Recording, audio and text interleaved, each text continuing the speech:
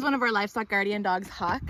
He's a Maremma Sheepdog, and I want to tell you a little bit about him and his fur coat. So you can see all of this fur on the ground right now. I was just brushing Huck out. Being a livestock guardian dog does mean that Huck and Haskap here are full-time outdoor dogs. They live their lives outside with our herd of goats, and that's how they spend all day, every day. They do have all of this space for roaming and being with our goats, and they also have always access into a shelter. So the barn right now is where they're sheltering when they want to be inside. And to some people, I know that that's going to sound, at first thought, that might sound abusive to have full-time outdoor dogs, because as society, that's not really what we're used to. We're used to having indoor dogs with our family inside our house. And if you have something like a French bulldog or a lab, then that would be like the right lifestyle for them, is to have your dogs inside your house. But there are breeds of dogs that are meant for an outdoor life. So Maremma Sheepdogs are one of them. And you'd be familiar with other livestock guardian dog breeds like the Great Pyrenees, which are very closely related to the Maremma Sheepdog. So being that they are full-time outdoor dogs, they're not shedding their coat all year long. An indoor dog, you might have dog fur all over your furniture, all over your clothes, all year long. But an outdoor dog, because they're living with seasonal fluctuations, they have a solid winter coat and a solid summer coat. So in the spring, summer, they're shedding their winter coat, and then they're building their summer coat. And then in the fall, winter, they're shedding their summer coat and they're building their winter coat. In some of our videos, people do ask how we keep our dogs' coats clean all of the time. How come they aren't covered in dirt all the time? How come their coats aren't scraggly all the time? What do we do to maintain their coats? So as you can see, maybe you can't see so well from here, but they do pretty much always have like a pristine white coat. And that's a feature kind of unique to Maremma Sheepdogs. And I think there are a few other livestock guardian dogs that also have a double coat. And that's the feature that Maremmas have. That is how we can thank them for always having a clean coat. It's the double coat that keeps them clean. So basically they have a top coat and an undercoat. The undercoat keeps them warm or cool, and the top coat is what keeps them clean. So basically what happens is when they do get dirty, especially in the summer, they do like to roll around in dirt, and that helps keep them cool. So when they do get dirty, hi Hussy, what are you doing, babes? When they do get dirty, that top coat traps all of the dirt, and then as it dries, they shake their body the same way that dogs shake off water, and the dirt just flies off of their coat. So that's how they're always clean. So I haven't done anything to Haskap. This is all Huck's fur here. I haven't even brushed Haskap yet.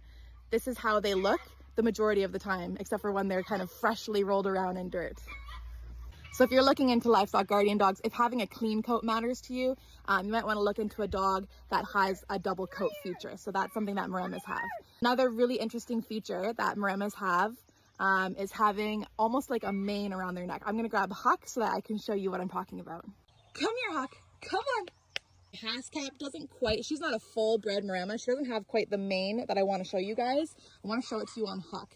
So you might be able to tell that he's got extra fur around his neck right here.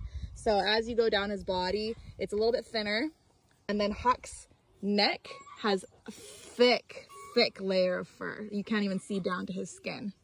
So this is a really neat feature that Maremmas have and other livestock guardian dogs. Basically what that does is it's a defensive characteristic. So having this thick layer of fur around his neck basically protects him. It's hard for me even to get my fingers down, and I'm digging down to his skin.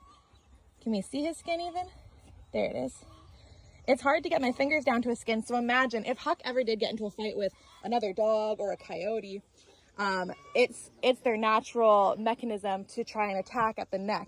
But imagine trying to get your teeth down through all of this fur. You're not going to get down to his skin, and if you do, you might just scratch it a little bit, but you're not going to be able to get a full chunk out. You're not going to be able to get access to like a carotid artery.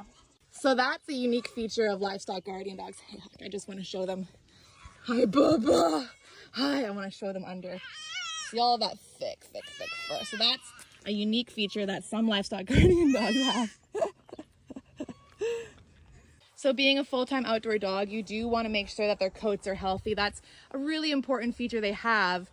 You want to make sure that they're being kept safe from the elements and from predators. You want to make sure that they're developing proper coats for the winter and the summer. In the winter, they definitely need to stay warm. In the summer, they absolutely need to stay cool. So you've learned a little bit about their double coat, you learned a little bit about their summer winter coat, you learned a little bit about this protective mane that they have around their neck.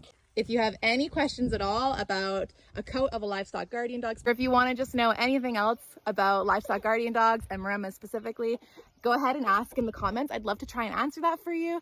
Sometimes people ask questions that I don't even know the answer to, so then I have to do a little bit of research and I learn something, and I feel like people learn more in the comments even than what they might learn from my actual video. So please ask, and then we'll try and get some answers going.